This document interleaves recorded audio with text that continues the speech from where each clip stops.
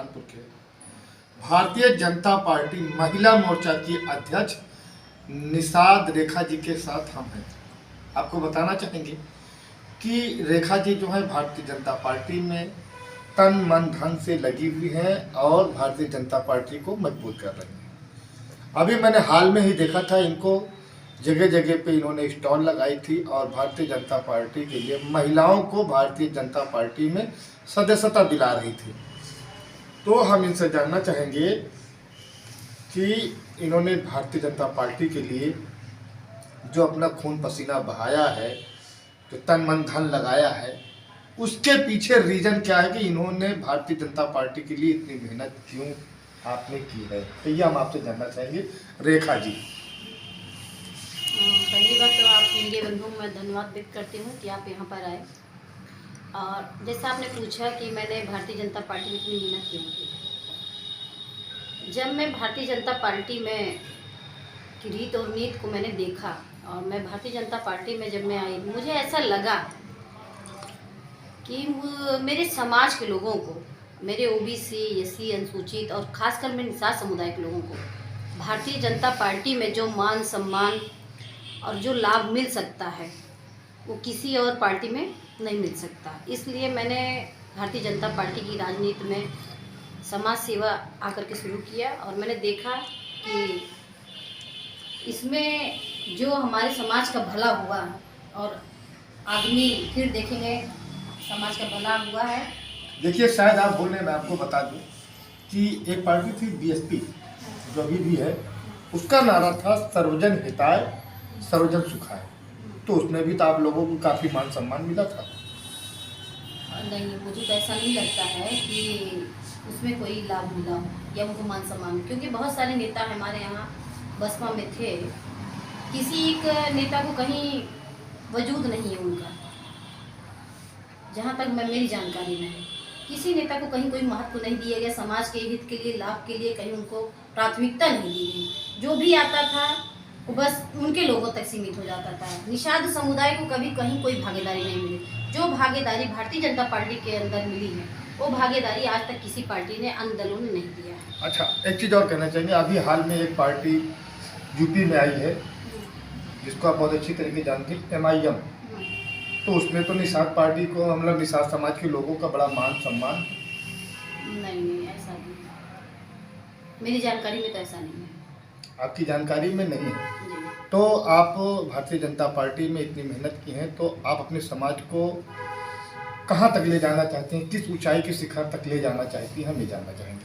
देखिए, मैं सुल्तानपुर धरा पर हूँ, सुल्तानपुर ज़िले की राजनीति कर रही हूँ। सुल्तानपुर में ही मैंने जो राजनीति स्टार्ट किया है और मैं हर एक गांव जा रही हूँ, देख रही हूँ और समाज में हर वर्ग के लोगों से मैं मिल रही हूँ। और मुझे लगता है कि भारतीय जनता पार्टी के रीत और नीत में हम लोग चल करके आज नहीं तो कल यहाँ पर अपने समाज का तो सांसद विधायक बना ही लेंगे सुल्तानपुर की धरा पर। तो हम ये कहना चाहेंगे कि जैसे 5 विधानसभा सुल्तानपुर में हैं, पांचों विधानसभा में किसी एक विधानसभा में किसी, मतलब निषाद समाज के किसी भी व्यक्ति को टिकट नहीं मिला है, क्या इससे आपको दुख नहीं है? बहुत दुख है। अभी आप सुन रहे होंगे, बहुत चर्चाएं भी चल रही है, डिबेट भी चल रहा है टीवी चैनलों पर कि निषाद पार्टी और भारतीय जनता पार्टी का गठबंधन है, जिसमें निषाद पार्टी को 14 सीट मिल रही है। तकलीफ इस बात की है कि निषाद वोट बैंक के नाम पे 14 सीट निषाद पार्टी को दी जा रही है और भारतीय जनता पार्टी में लगभग हर जिले में निषाद समुदाय के काफ़ी कार्यकर्ता भारतीय जनता पार्टी जुड़े हैं। जैसे सुल्तानपुर में ही बहुत सारे ऐसे कार्यकर्ता हैं जो भारतीय जनता पार्टी में काम कर रहे हैं और ज़मीनी स्तर पर काम कर रहे हैं। मैं खुद 14 साल से भारतीय जनता पार्टी की कार्यकर्ता रह चुकी हूँ। मैं युवा मोर्चा की कोषाध्यक्ष रही, पिछड़ा वर्ग में प्रभारी रही और लघु उद्योग की प्रकोष्ठ में संयोजक रही। मैं इस समय मौजूदा जिला अध्यक्ष हूँ। तो तकलीफ तो है कहीं ना कहीं कि अगर वोट बैंक के नाम पे टिकट मिल रहा है, आप देख रहे हैं जैसे अपना दल निषाद पार्टी, बहुत सारी पार्टियों ने गठबंधन करके समाज के नाम पर और टिकट लेते हैं, लेकिन क्या उस समाज के दुख दर्द में कभी खड़े होते हैं? मुझे तो नहीं लगता। सुल्तानपुर की धरा पर मैंने अभी देखा, अभी डॉक्टर संजय निषाद जी लोकसभा चुनाव में आए थे, माननीय मेनका जी के चुनाव में, उन्होंने बहुत बढ़ चढ़ के बोला कि हाँ निषाद समुदाय का हित होगा, भला होगा। और लोकसभा में निषाद समुदाय ने भरपूर वोट दिया, भर भर वोट दिया। लेकिन वो चले यहाँ से चुनाव में अपील करके चले गए। क्या फिर पलट कर उन्होंने कभी किसी निषाद का हाल चाल लिया? मैं तो खुद उनके पार्टी कार्यकर्ताओं का भला करती हूँ। आए दिन मुझे फ़ोन आते हैं कि आज मेरे यहाँ स्थानीय कोई बच्चा बंद है, आज मुझे हॉस्पिटल में मदद की ज़रूरत है। तो निषाद समुदाय के नाम पे पता चलता है सुल्तानपुर में रेखा निषाद ही खड़ी है। मैं निषाद समुदाय क्या, मैं तो हर ओबीसी एससी हर जाति के वर्ग के लोगों की मदद के लिए मैं सदैव खड़ी रहती हूँ और मदद करती हूँ। और चाहिए भी कि अगर ईश्वर ने मुझे उस लायक बनाया है तो जो भी मुझसे मदद मांगेगी मैं उसकी मदद करूँगी। तो आप अपने समाज के लिए निरंतर लड़ाई कर रही हैं कि आपका समाज जो है किसी एक ऊंचाई तक पहुंच जाए। तो अगर मान लीजिए कि आपके क्या कहते हैं निषाद समाज के किसी व्यक्ति को अगर टिकट नहीं मिलता, तो जो आपके समुदाय के लोग हैं निषाद समुदाय के, क्या वो किसी अन्य पार्टी पे जा सकते हैं?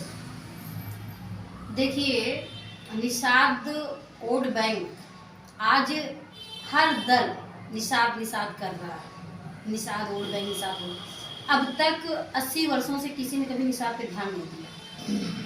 जहाँ तक मेरी बहुत ज़्यादा स्कूल नहीं है, लेकिन फिर भी मैं बता रही हूँ निषाद समुदाय कोई ध्यान नहीं दिया।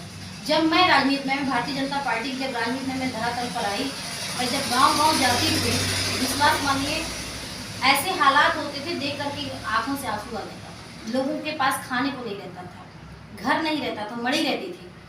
और लोगों के पास भूखमरी, बेरोजगारी इतनी भरी पड़ी थी। विशेष तौर पे तो मैंने निषाद समुदाय के अंदर तो विशेष तौर पे देखा, जो आज बहन जी जैसे लोग कहते हैं एससी समुदाय सबसे गरीब समुदाय, सबसे छोटा तबका है। लेकिन मैं कहती हूँ कि हर समुदाय से गरीब समाज निषाद समुदाय है। सबसे छोटा तबका मैं मानती हूँ, मेरा मानना है। और जो भारतीय जनता पार्टी की जब सरकार बनी, केंद्र में बनी, यूपी में बनी, तब मैंने देखा कि अब हम लोग जाते हैं गांव-गांव देखते हैं तो तब दिखता है कि आज यहाँ पर आवास, पक्का आवास मिल गया है, गैस चूल्हा मिल गया है और उनका राशन मिल रहा है। ये सारी सुविधाएं देख करके मन प्रसन्न होता है कि चलो कम से कम किसी पार्टी, किसी दल ने आज हमारे समाज के लिए शुभ चिंतक हुए कि उनको देख रेख हो रहा है। ये बड़ी बात है कि भारतीय जनता पार्टी ने आज सबसे ज़्यादा लाभ, अगर मैंने देखा आवास के मामले में, अभी मैंने हत्या नारा कि मैं वहाँ की लोग हूँ, क्या कहते हैं, पालक। और वहाँ पालक के रूप में मैं जब गई, सर्वे किया, घर घर में मैंने 85 आवास, पक्के आवास वहाँ पर हमारे समुदाय के बने थे, निषाद समुदाय के। जैसे कि आपने सिलेंडर का नाम लिया कि फ्री में सबको गैस सिलेंडर भी मिला, तो हम इस बात से सहमत हैं कि मिला। लेकिन सोशल मीडिया पर कुछ ऐसे वीडियोस देखने को मिले, कुछ आम लोगों ने भी बातें हुई, तो कुछ ऐसे लोग हैं जिनको एक बार सिलेंडर मिल तो गया, लेकिन दोबारा उनके पास सिलेंडर भराने के पैसे नहीं थे। ऐसे हालात में सिलेंडर क्या करेगा? अच्छा, आपको ऐसा लगता है कि सिलेंडर भराने के उनके पास पैसे नहीं है? देखिए, जो दूसरी सरकार थी, भारतीय जनता पार्टी से पहले जो दूसरी सरकार थी, उसमें जो भी सिलेंडर के चार्जेस रहे हों तकरीबन 400-450 रुपये, लेकिन जब भारतीय जनता पार्टी है तो ये जा करके 450 से 1050 रुपये हो गया। तो ऐसे में तो लगता है ना कहीं इंसान जो गांव खेड़े में रह रहा है, जो डेली कुआं खोद रहा है, पानी पी रहा है, क्या ऐसे में वो 1000 रुपये का सिलेंडर भरा सकता है? अच्छा, आपको क्या लगता है कि अगर बिना सिलेंडर भराए लोग क्या नाम है, क्या आज हम भी सर्वे कर रहे हैं, आप सर्वे किए हैं, मैंने भी सर्वे किया। नहीं, मैंने सर्वे नहीं किया, मैंने इसे सर्वे नहीं किया, लेकिन सोशल मीडिया पे मैंने कुछ वीडियो देखे, लोग उस सिलेंडरों को जो है तालाब के अंदर डाल रहे थे कि इतना रेट महंगा हो चुका है गैस का और हम कैसे भराएंगे। तो मैंने देखा है इस चीज़ को, तो उसकी सच्चाई जानना चाहते हैं कि सच्चाई कहाँ तक ये है आपसे। ऐसी कोई बात नहीं है। गवर्नमेंट देखिए उनके लिए हर तरह की सुविधा कर रही है, चूल्हे दिया, सिलेंडर दिया, आवास दिया, शौचालय दिया।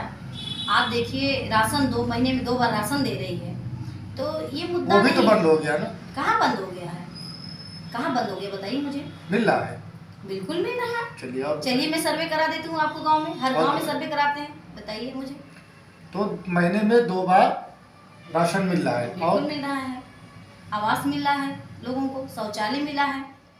आप देख लीजिए कहाँ किस योजना के बारे में पूछना है, बताइए। जिस योजना के बारे में पूछना है मुझे बताइए। किसान योजना के तहत लोगों को मिल रहा है पैसा। अभी ई श्रम कार्ड बन रहा है, उसमें भी 1-1 हजार रुपये लोगों का आ रहा है। महिलाओं को जो जनधन योजना खाता खुली तो उसमें 500 रुपये आ रहा है। मेरे पास रिकॉर्ड है, अब मैं दे सकती हूँ आपको। ई श्रम कार्ड में 1000 रुपये आ चुका है। हमारी टीम में एक लड़का है रामू निषाद, अभी उसका ई श्रम कार्ड खाता खुला, उसके खाते में 1000 रुपये आ चुका है। तो ई श्रम में भी पैसा आने लगा है फिलहाल, जी। अभी तो हमारे ई श्रम में नहीं आया है। नहीं आ चुका है पैसा, है। मैं प्रमाण दे सकती हूँ तो हो सकता है कि क्या कहते हैं, देख कर पार्टी देख करके दे रहे हो। नहीं नहीं, ऐसी कोई बात नहीं है। हर व्यक्ति, हर गरीब के लिए श्रम कार्ड बना है, सबको पैसा मिल रहा है, सबके खाते पे आ रहा है। देखिए एक सवाल आपको, लास्ट सवाल, हाँ पूछिए। जब समाजवादी पार्टी सरकार थी, देखिए मैं किसी पार्टी का पक्ष नहीं ले रहा हूँ, जब समाजवादी पार्टी थी सरकार में, तो उस टाइम वो बेरोजगारी भत्ता दे रही थी बेरोजगार लोगों को, जिसका पंजीकरण था वहाँ पे, ठीक है, ऑफिस के अंदर, उसको बेरोजगारी भत्ता मिल रहा था। तब यही भाजपा कह रही थी कि ये पढ़े लिखे लोगों को बेकार किया जा रहा है। आज वही भारतीय जनता पार्टी ई श्रम कार्ड के नाम से या और किसी बहाने 1000 रुपये 500 रुपये दिया जा रहा है, तो क्या ये लोगों को अच्छा काम किया जा रहा है क्या? ई श्रम कार्ड का पहले मतलब तो समझ, ई श्रम कार्ड मतलब मजदूर वर्ग का कार्ड है ये। बेरोजगारी भत्ता की तरह नहीं कि आप बेरोजगार, आपको बेरोजगारी भत्ता दिया। और बेरोजगारी भत्ता सपा कार्यकाल में दिया कितने दिन गया, ये बताइए आप मुझे, कितने दिन दिया गया? कुल 6 महीने में उनका बेरोजगारी भत्ता बंद हो गया था। ई श्रम कार्ड जब तक मजदूर रहेगा तब तक उसको मिलता रहेगा। गवर्नमेंट की ऐसी योजना है। ई श्रम कार्ड के तहत आपकी बेटी का विवाह करना हो, अगर आप ई श्रम कार्ड बनाए हैं, बेटी की विवाह के लिए आपको 55,000 रुपये, आपकी लड़की वाली के शादी करना, तो आप मजदूर हैं, आप शादी नहीं कर सकते, 55,000 रुपये आपको मिलेगा आपकी बेटी की शादी के लिए। 55,000 में शादी हो जाएगी? भाई मुख्यमंत्री राहत कोष से भी पैसा आपको मिल रहा है, उसके बाद मुख्यमंत्री विवाह योजना चल रहा है, उसमें भी आपको 50,000 रुपये मिल रहा है। सरकार आपके लिए कर तो रही है, और कितना चाहिए? अच्छा, एक लाभार्थी को, हाँ। सपोज कीजिए हम हैं, हमको कितना लाभ मिल सकता है? देखिए अब इसके लिए तो मुझे पूरा चार्ट लेकर के बैठना पड़ेगा, कितना आप लाभ ले सकते हैं। उसके लिए तो मुझे पूरे चार्ट हम बताते हैं, तो आप गिनते रहिए। ये वाकई भारतीय जनता पार्टी की कर्मठ जुझारू कार्यकर्ता हैं। ये भारतीय जनता पार्टी के जो पद पे मौजूद है, सिर्फ इसलिए मौजूद है कि अपने समाज का हित कर सके। ऐसा है, समाज इनका पढ़े लिखे और उच्च स्तर पे जाए, इसीलिए इन्होंने भारतीय जनता पार्टी में इतनी मेहनत की है। सिर्फ इनको दुख इस बात का है कि भारतीय जनता पार्टी या निषाद पार्टी द्वारा किसी निषाद व्यक्ति को सुल्तानपुर के 5 विधानसभा सीट पे एक भी निषाद को टिकट नहीं दिया गया है। इनका दुख दर्द ये है। तो आप देख रहे हैं हमारे सहयोगी कैमरामैन मोहम्मद अख्तर के साथ हसन मेहंदी खान की खास रिपोर्ट, हरपा न्यूज़, सुल्तानपुर।